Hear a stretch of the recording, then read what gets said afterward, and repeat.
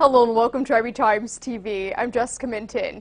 New York City Mayor Michael Bloomberg has proposed a far-reaching municipal ban on sales of large-sized sugary beverages by restaurants, mobile food carts, movie theaters, and delis. The proposal is aimed at fighting an epidemic of obesity, citing public health statistics showing that 58% of New York City adults and nearly 40% of city public school students are obese or overweight. The proposal defines sugary drinks as beverages that are sweetened with sugar or another caloric sweetener that contain more than 25 calories per 8 fluid ounces and contains less than 51% milk or milk substitute by volume as an ingredient. It would impact drinks sold in containers larger than 16 ounces, but wouldn't impact the sale of diet soda or dairy-based drinks. Bloomberg used the power of city government to promote other health measures, including a campaign to cut down on salt and a ban on trans fats in restaurant food, as well as a requirement that chain restaurants display calorie counts. Here in New York City, again, we have a crisis of obesity, and that people often go with the default choice. And if the default choice is something which is very unhealthy, that's feeding into that health crisis, it's appropriate for the government to say, no, we think the default choice should be healthier. But that people still have the choice to purchase more than that. They don't have the choice to purchase trans fat in restaurants, but they do have the choice here to purchase more sugary beverages.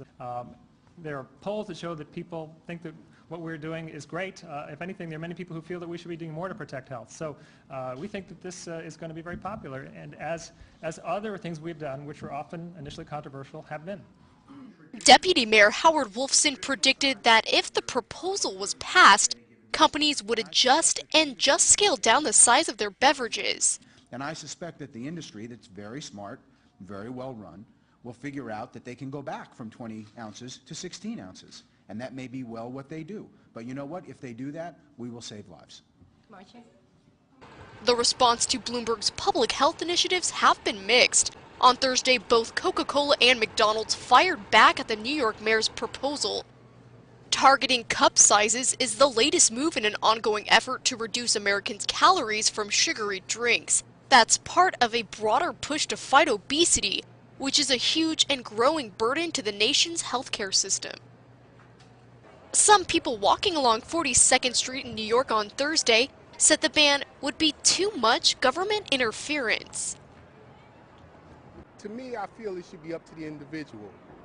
And if somebody wants to buy sugary drinks, that's on them. But I don't feel that the mayor should dictate what should go on in situations like that. But I really don't know that that's going to accomplish much, though, because people could just buy more than one drink. So that's kind of the feeling I have about it. I don't know. Doesn't seem like it's going to do a whole lot of good. I just don't like all this regulation. I didn't like federal regulation, and I don't like the mayor's regulation on the city of New York. I think a person has to make up their own mind on a trifle thing like this.